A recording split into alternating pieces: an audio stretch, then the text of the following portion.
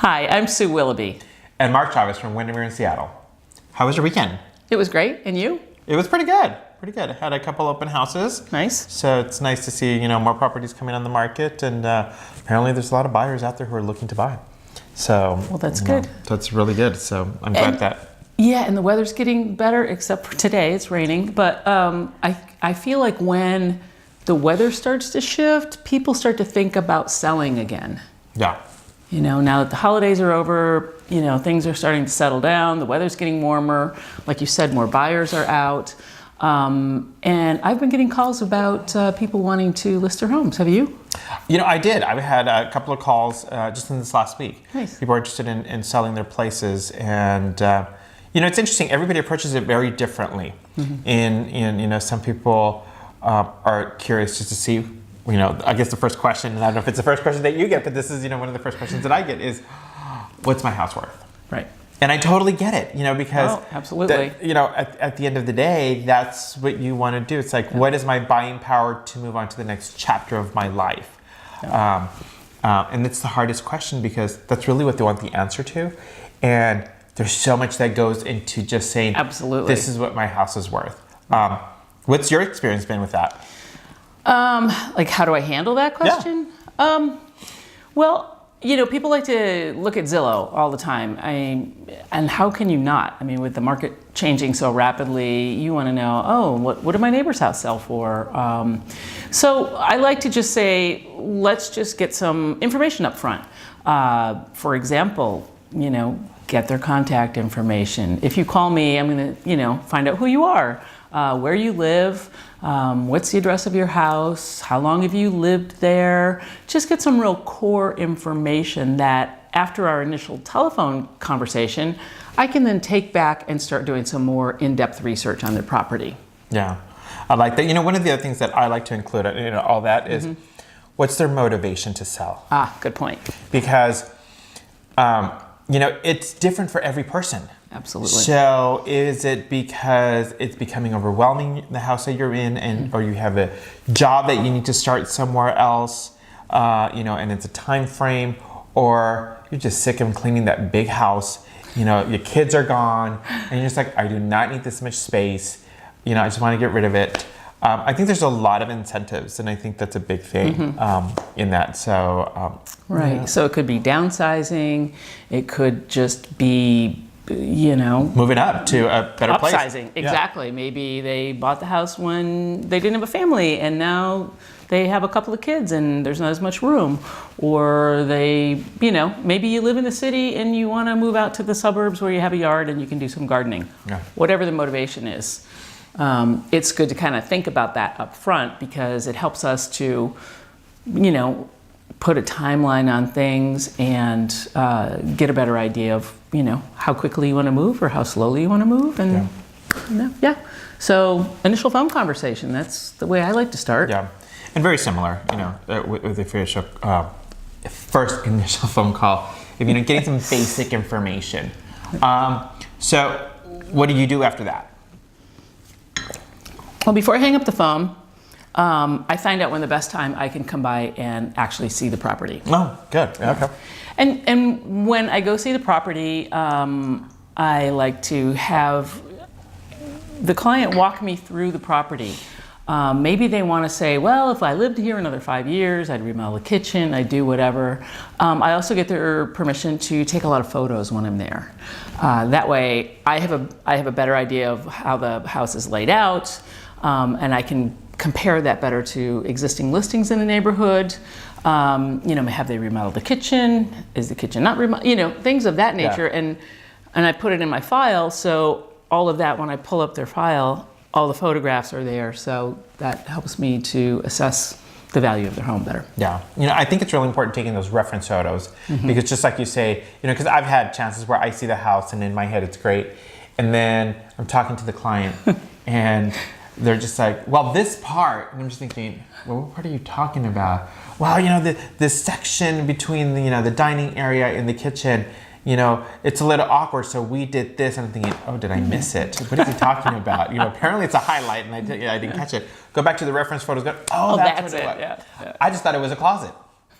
It's not. So yeah, it's a bar. So, taking those reference photos really helps. Also, when I do comps, Exactly. looking at comps and looking at other properties and looking at just photos, I can go back and say, oh yeah, we have that too, or ours is in much better condition, or sometimes it needs some attention or it needs some repairs. Exactly. So it's good to have those reference photos. Cool.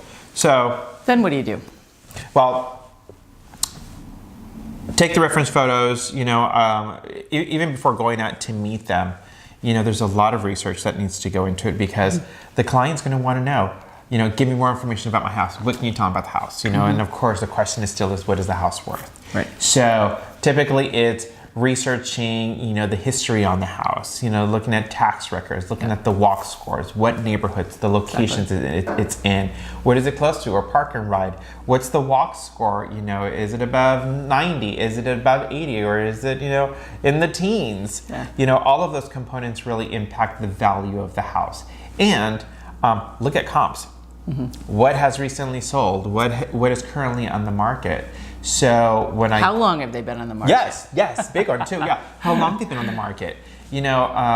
This one flew off the market in 2 days, and this one's been on the market for 64 days. Why? Exactly. So that information, because you know what, the client knows, because they know that information. They're like, yeah, 2 houses down, they probably know more about that house than you do because it's their neighbor's house, it's their friend's house. Right. So and they think their house is better than theirs, and trying to do as much research as I can, so when I go and meet with them, have that initial conversation, I can really talk to them and say, this is what's out there, this is what the competition is. And I always, because they want a number, I always give them a preliminary number to list it that day, because it changes. When you're going to list a house, there's a lot of prep work that goes into it. Absolutely. And it could be 1, 2, 3 months before the house is ready to get put on the market. By that time, the market could have shifted. Right. The houses that we're selling in 3 days Right. and are sitting in the market for a month. Right. So, yeah. I don't like to be married to like a number, even if it's that day. I preferred the range approach. Yeah. Good, better, best, or within this, and then that way it kind of opens up more discussion around, well, if I want to be at the higher end of that range, what do I need to do? Which to me is, if they've agreed to list with me, is the next step. Walking through again perhaps and saying, okay, this is what you've told me you'd like to get for the house, or this is what we think might be at the top end of the range.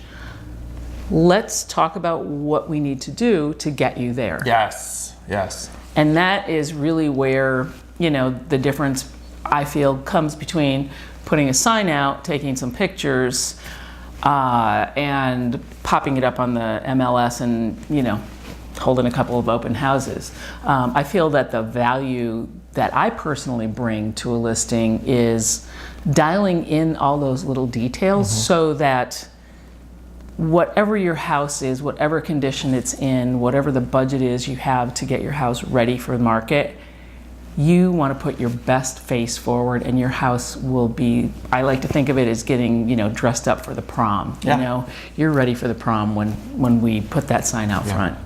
And it's good, and that's a good point. You talk about, usually when I do comps on a potential listing, it's like, if we were to sell it today, not doing anything to the house, the condition it's in, here's the price point. And of course everybody's like, well, my neighbor down the street, they sold it for so much more. Here's your neighbor's listing. Let's look at that for a second. Yeah, it's like, it sold for more, but then you walk to the house, it looks like a model house. Right. So that's a really good point that you bring up, and thank you for bringing that up. Because it's true. It's like, of course, everybody, it's an investment. Let's just be real. It's an investment, right?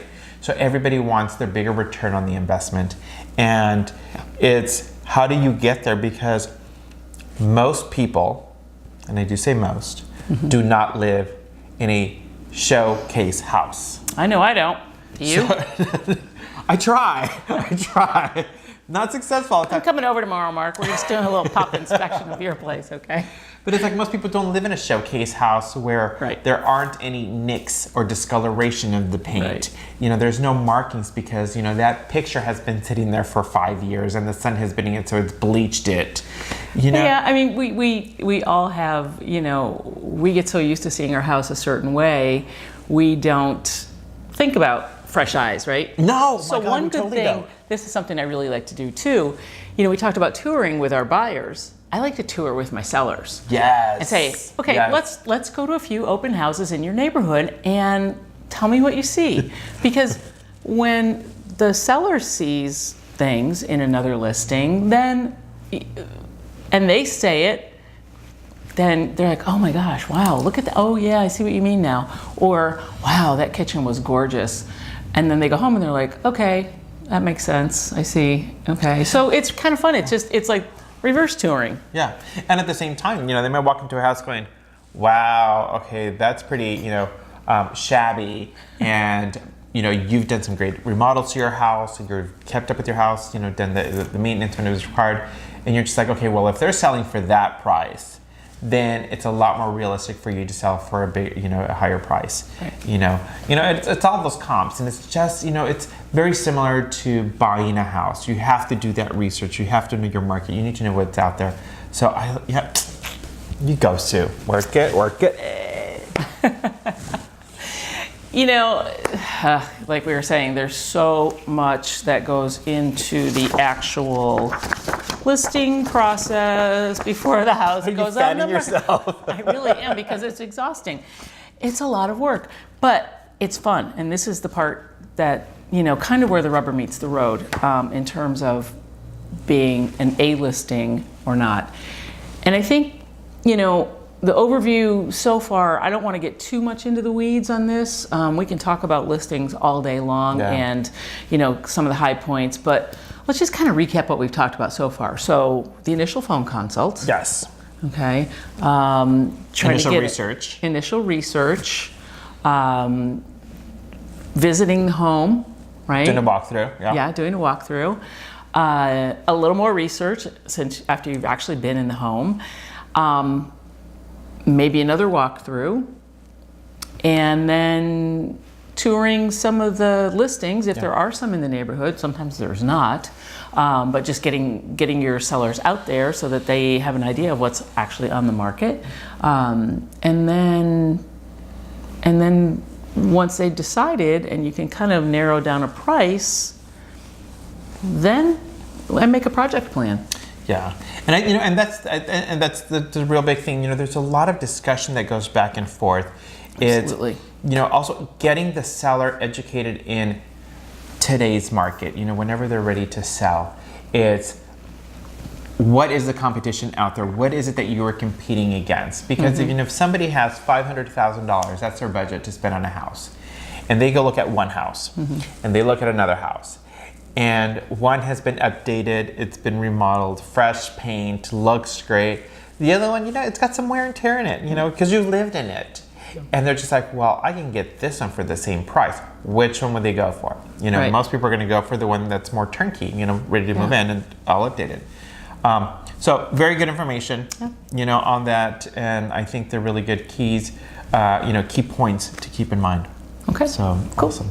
We're going to dig a little bit deeper into listings and prepping your house for the market in some of our upcoming videos. Yes, so, you know, Sue was fanning herself with this laundry list of things that are pretty much on our checklist of what we need to do to, you know, effectively list your home. So there's going to be lots more coming out about listing your home, so please stay tuned. Stick and stay, and our contact information is in the show notes down below. Yes. We'll see you soon. Bye.